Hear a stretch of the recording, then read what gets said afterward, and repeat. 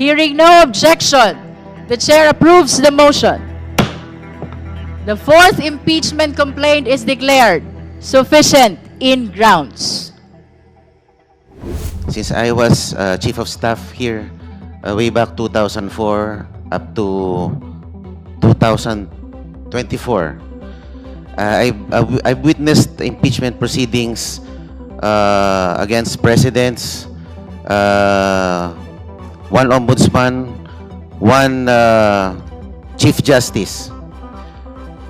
Pero wala pa po akong narinig na pag-uusap tungkol sa sufficiency in grounds. Ang naririnig ko lang lagi, sufficiency in form and substance. Ngayon ko lang po yata narinig itong bago na rule na ito, sufficiency in grounds. Could you please clarify me For on the this? satisfaction of the Honorable Marcoleta, please allow the chair to read Section 7 of the Rules of Impeachment of the House of Representatives adopted by the 20th Congress of the Philippines. Section 7, Submission of Evidence and Memoranda. After receipt of the pleadings, affidavit and counter-affidavits, and relevant documents provided for in Section 6, or the expiration of the time within which they may be filed, the committee shall determine whether the complaint alleges sufficient grounds for impeachment. That is for the satisfaction of the Honorable Marcoleta. May I know, Madam Chair, when the rules were promulgated? This I was not has furnished a been the copy. rules of impeachment of the 19th Congress, which the 20th Congress adopted. So it's not new. Hindi po siya bago. Kasi This has ngayon- been part of the previous rules, which were used during the past impeachment processes. Opo, kasi bago lang po sa akin yung sufficiency in grounds. Hindi ko po narinig yan sa mga dating proceedings. Yun lang po. Salamat po.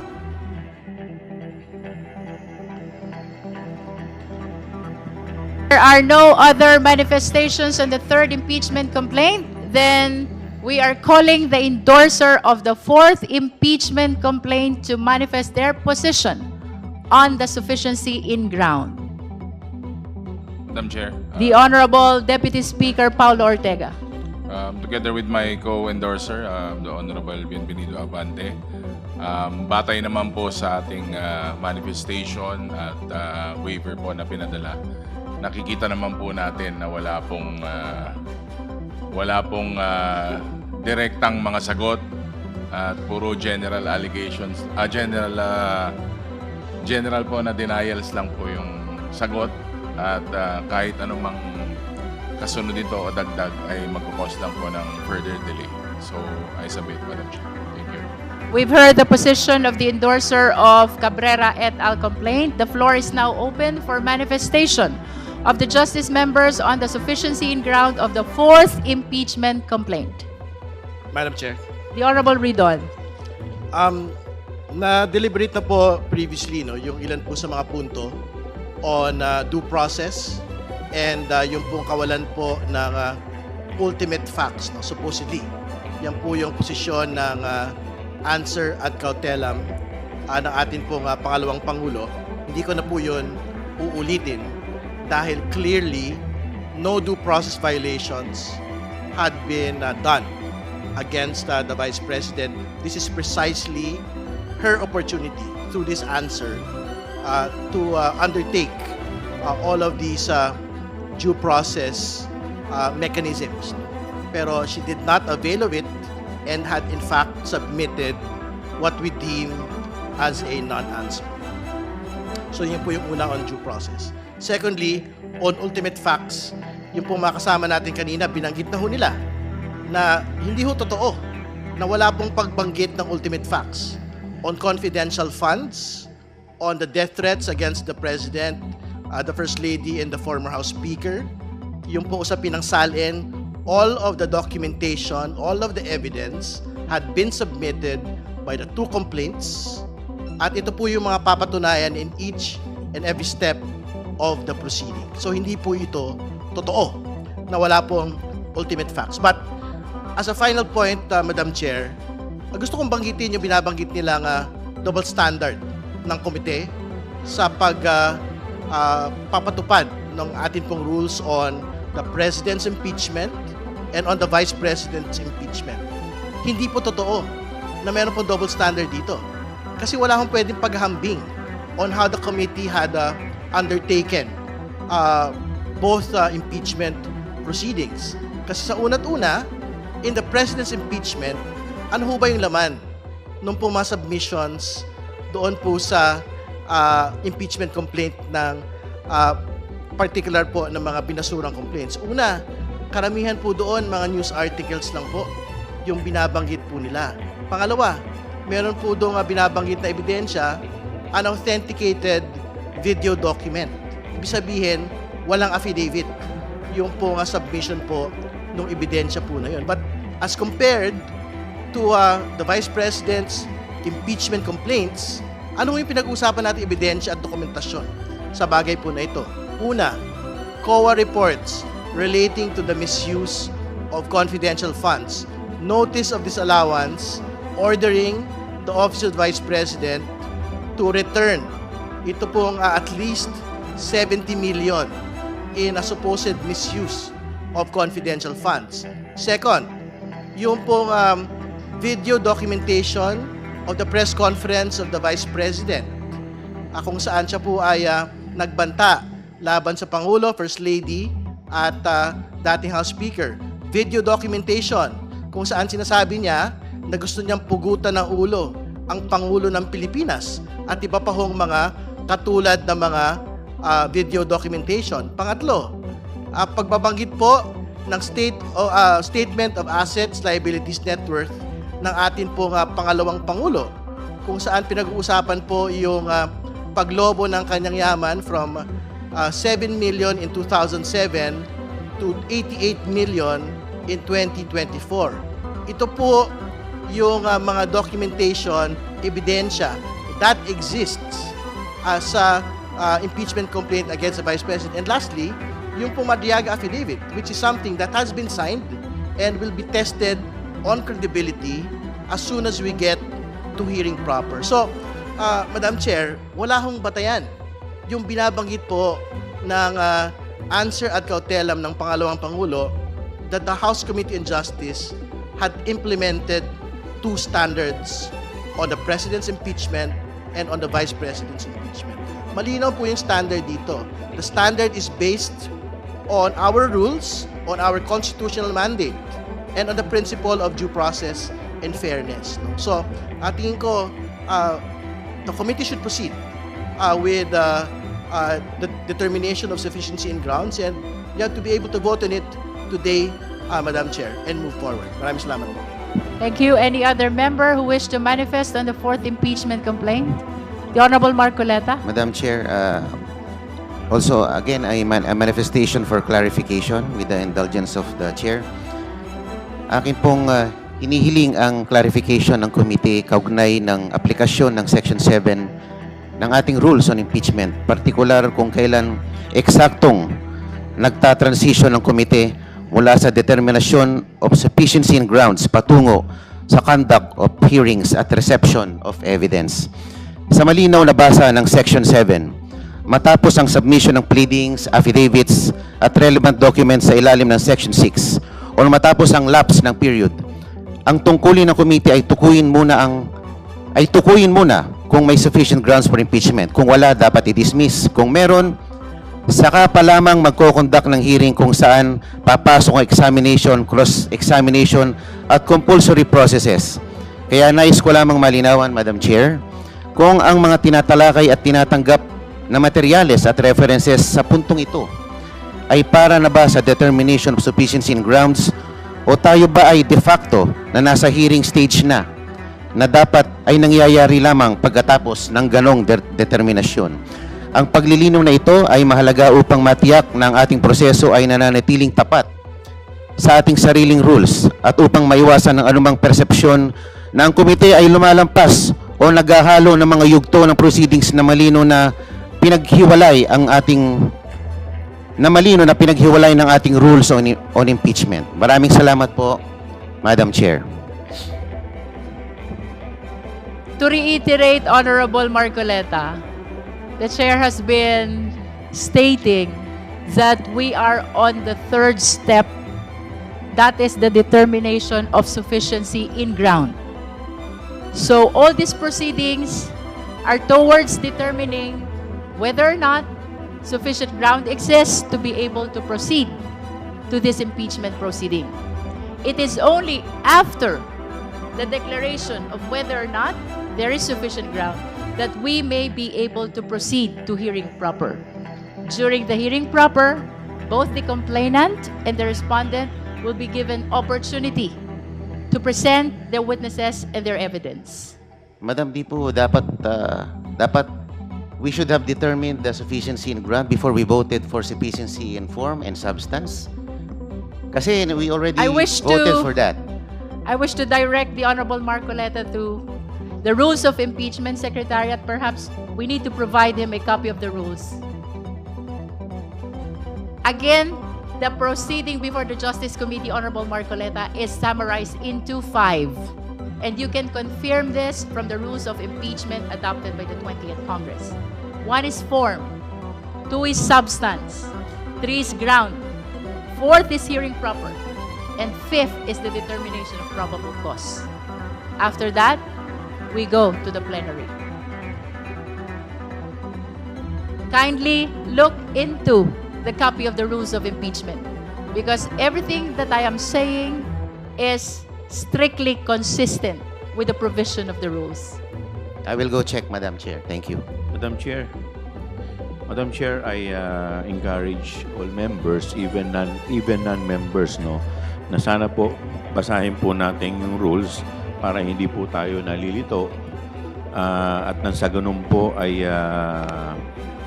maiwasan po natin yung mga tanong na maliwanag naman po sa ating rules na nakasaad sa rules. Maraming salamat po, Madam Chair.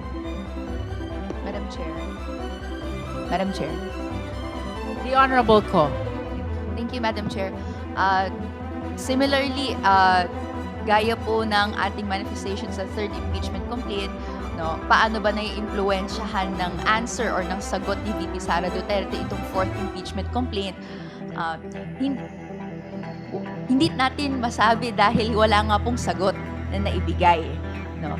Pero for the purposes din of the public, no, nakalagay po nga sa rules na merong pong requirement that the committee finds sufficiency in grounds, no. Ano po ba tong mga grounds na maaari nating ilatag at desisyonan, no, para mag-move forward to the next step of the impeachment proceedings sa House Committee on Justice, no. Sa Constitution po, may 6 na grounds, no, na nakalagay. Nandiyan po yung tinatawag nating may 6 na grounds, no. It is this representation forwarding na sa 6 na nakalagay sa Constitution, VP Sara Duterte is guilty of 5. Mabigat po 'yon, no. Out of the 6, may 5 batayan to say that guilty po siya. Gusto ko lang pong pasadahan, no, bilang appreciation of the body. Una, gaya po ng isinaad natin sa reklamong inendorso ng Makabayan, itinaksil ni VP Sara ang tiwala ng publiko. She betrayed public trust sa pag-abuso niya ng pondo sa mamamayan, sa pangongontrata niya na pumatay, at sa pagsisinungaling niya sa hindi tamang pagdeklara ng kanyang ari-arian sa Statement of Assets and Liabilities o SALN. Para lang pong himayin pa konti, ang pera ng taong bayan na dapat natatamasang benepisyo ng mamamayan ay hindi ginamit ng tama o naiulat man ng maayos ang paggamit nito. May opportunity po sana si VP Sara Duterte to rebut that, but unfortunately in the answer, we don't see it. Hindi lang naman po ito usapin, no, sa kung paano niya na-handle yung confidential and intelligence funds ng Office of the Vice President. Damay din ang pondo ng Department of Education na supposedly nagagamit para sa benepisyo ng kabataan, pero unfortunately ito po ay nagamit para sa katiwalian. Lahat po tayong nagbabayad ng buwis. Paano natin mapagkakatiwalaan na nagagamit ng maayos ang kaban ng bayan kung ang Vice-Presidente ng Pilipinas ay kung saan-saan ginagamit ang perang hiningi niya? Nilabag niya ang tiwala natin na dapat maayos na paggasta ng pera ng bayan. Meron din po na articulation of grounds saying na yung kanyang death threats, no joke, ito po ay bahagi ng pwedeng sufficient ground for the continuation of the impeachment proceedings. In this representation's opinion, ang kanyang ding pangongontrata ng pagpatay ng sino man, pangulo man iyan o ordinaryong mamamayan, ay paglabag din sa tiwala ng publiko. Tatak Duterte talaga, like father, like daughter. Pagpapatuloy ng culture of impunity, kung saan tahasang maaari na lang pwedeng sabihin at aaktuhan no yung gantong klaseng threat to life, no, to Filipino citizens. Ikalawa, ano pa po yung mga ibang mga grounds as provided in the Constitution? Culpable violation of the Constitution. Pagtahasang may paglabag sa konstitusyon, maaari pong ma-impeach ang isang opisyales. At para sa atin, no, may responsibilidad si VP Sara Duterte, mga public officials, na magsabi ng totoo sa kanyang salin, no, sa kanyang mga iba't ibang summons sa pagdepensa ng spending, but nonetheless, VP Sara Duterte did not do so. Ikatlo, bribery. Siya po ay nanuhol ng kapwa pampublikong opisyal in facilitating covert delivery or distribution of cash to influence official functions. Ikaapat, meron din pong katiwalian at korupsyon, graft or corruption. She caused undue injury to the government by giving unwarranted benefits through irregular disbursements. At meron din pong, lastly, no, other high crimes na ayon sa batas ay mga gawain na krimeng kayang maparusahan sa batas na kung kinasuhan siya ay magiging isang quote-unquote official unworthy to remain in office. Dapat grabe ang bigat ng naging kasalanan na tinamaan mismo ang maayos na paggana ng gobyerno. At pasok po ang kabuuan ng ginawa ni VP Sara Duterte under this definition. No? Samantala, ang representasyon na ito ay critical din, no, sa mga argumento na quote-unquote destabilization or sedition. May arguments na nag-articulate na ang kanyang mga naging salita or ang pagpunta sa peace rally even ay nagko-constitute nito. No, sa bahagi po ng representasyon na ito, nakita natin na ginagamit din to against ordinary citizens, against ordinary Filipinos. And we'd like to advise everyone na mag-caution sa paggamit nito, lalo na ito ay paraan para mag-express din ng grievances ang mga mamamayan. Nonetheless po, sa paglatag po natin, Madam Chair, ng mga grounds under the Constitution, anong acts no, napasok doon po sa kanyang grounds, this representation submits that there are sufficient grounds for VP Sara Duterte's impeachment proceedings to continue. Thank you, Madam Chair. Madam Chairman, Thank you, Honorable Ko. may I be recognized? The Honorable Nonoy Defensor. Thank you, Madam Chair. Enough has been said this morning, and it bears stressing that part of the due process is to conduct a hearing so that the respondent could also present her evidence formally. And it is also worth stressing that part of due process is expediting an impeachment proceeding. Dapat po mabilis ang isang impeachment process kasi kung walang kasalanan si Vice President Sara Duterte, dapat ma-dismiss na ito at hindi na siya maaabala at makabalik na tayo sa ating trabaho. At dapat mapabilis din dahil kung may kasalanan ang isang respondent, ay dapat mapatrial na ito para madesisyonan ng Senado kung manatili man siya o matanggal sa pwesto. Therefore, Madam Chairman, may I encourage the members of this committee that we proceed with the next step of the chairman in our agenda so we can fruitfully end this day, and whether or not we proceed with the conduct of a hearing, we will determine it as soon as possible. Thank you. Honorable Defensor, would you like to move that we proceed to voting? Madam Chair, I move that we decide to declare the third impeachment complaint as having sufficient grounds to conduct a hearing. Is there any second? Second. Second, Madam, Is there any objection? Madam Chair. Hearing none. Madam Chair, Are you objecting, Honorable I Rodriguez? am bringing out Section 7. Section 7 precisely provides for determination of sufficiency of grounds, not complaint. While sufficiency in complaint in substance and form, we have to go one by one. I will read now Section 7 because we have to vote on the grounds. And what are these grounds? 6 in the third complaint, 5 in the fourth complaint. Section 7. Submission of evidence and memoranda after receipt of the pleadings, affidavits, and counter affidavits and relevant documents provided for in Section 6 or the expiration of the time within which they may be filed, the committee shall determine whether the complaint alleges sufficient grounds for impeachment. So we are going to go into grounds because that will be what will be heard in the committee. So I think we should go one by one so that we will be able to comply sufficient grounds. So I move... Honorable to check. Rodriguez, I encourage that we revisit the wordings of Section 7 because contrary to the opinion of the Honorable Rodriguez, what is being declared as sufficient or insufficient in ground is the complaint and not the grounds alleged in per complaint. Going back to this provision, it says the committee shall determine whether the complaint, it is the complaint, which is the subject matter of the declaration of the sufficiency in ground, whether the complaint alleges sufficient grounds for impeachment. Earlier, the chair manifested that the committee is welcoming the manifestation per ground.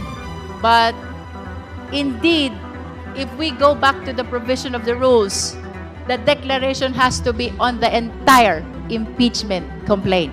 Madam Chairman, may The I... Honorable Defensor, May there I- is a pending motion. May I reiterate or amend my motion?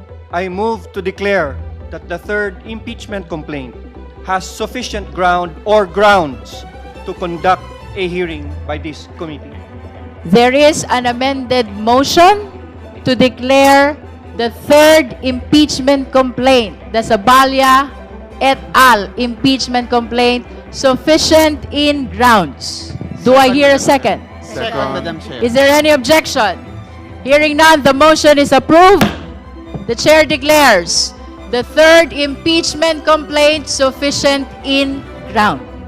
Madam Chair, The Honorable Deputy Speaker Janet Garin. I move to declare and approve the sufficiency of grounds for impeachment of the fourth impeachment complaint, the Cabrera complaint. There is a motion to declare and approve the sufficiency in ground of the fourth impeachment complaint, that is Cabrera impeachment complaint. Do I hear a second? The same has been seconded. Is there any objection? Madam Chair, a manifestation.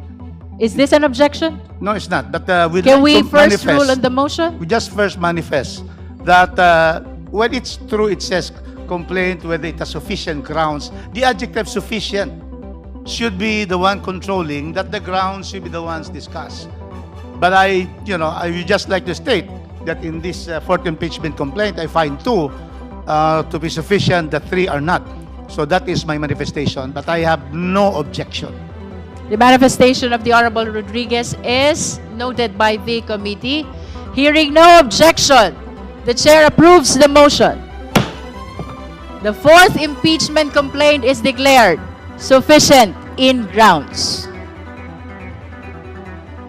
At this point, honorable members of the Justice Committee, we declare the conclusion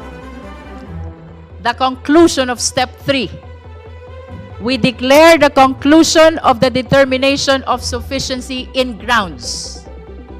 Now, we proceed to step 4. That is the hearing proper.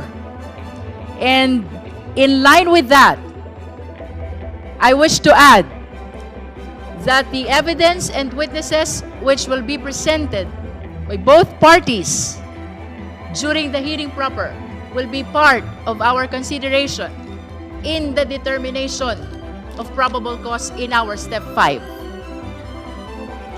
Having said so, the chair announces the predetermined schedule of our hearing proper. This includes March 25, 2026, April 14, April 22, and April 29, 2026. These are the initial dates for our hearing proper. Likewise, the chair places on record that the committee is in receipt of the approved resolution authorizing, the title of which, authorizing the House Committee on Justice to implement Section 8 of the Rules of Procedure in impeachment proceedings relating to the protection of complainants and witnesses, and further authorizing the committee to continue the conduct of impeachment proceedings and the exercise of ancillary powers during the recess of the House of Representatives from March 21, 2026 to May 3, 2026. This is the authority that was given by the plenary, the House of Representatives, to the Justice Committee to be able to conduct hearing during our break. That explains the predetermined schedule for our hearing proper. In addition, the chair places on record the committee's receipt on March 5, 2026 of the letter of the Honorable Chel Jokno. This is a request for issuance of subpoena duces tecum of pertinent documents. We likewise place on record the receipt on March 17, 2026 of a petition for transfer of custody of witness Ramil Madriaga. Likewise, this is from the Honorable Jose Manuel Tadeo Chel Jokno. The request for issuance of subpoena and the petition for transfer of custody will be acted upon by the committee on the initial stage of our hearing proper on March 25, 2026. Nonetheless, we are directing the committee secretariat to provide copy of the request and the petition to all the justice members. We likewise direct the requesting party, Honorable Chel Jokno, to furnish the respondent copy of the request for issuance of subpoena and copy of petition for transfer of custody. Would you like to manifest? Yes, Honorable Madam Chair. Jokno. We will comply with the instructions of the Honorable Chair. At the same time, just for clarification, may I just state that the petition that I filed is for adequate protection under Section 8 of the Rules of Impeachment, which, depending on the discretion of the committee, may perhaps include a transfer of custody. Thank The you. chair stands corrected. Kindly reflect the correction that was manifested by the Honorable Jokno. If there are no other matters which the member wish to raise, the chair is ready to hear the necessary motion. Madam Chair, move to adjourn. There's a motion to adjourn. The same has been seconded. There is no objection. Kindly amend the motion.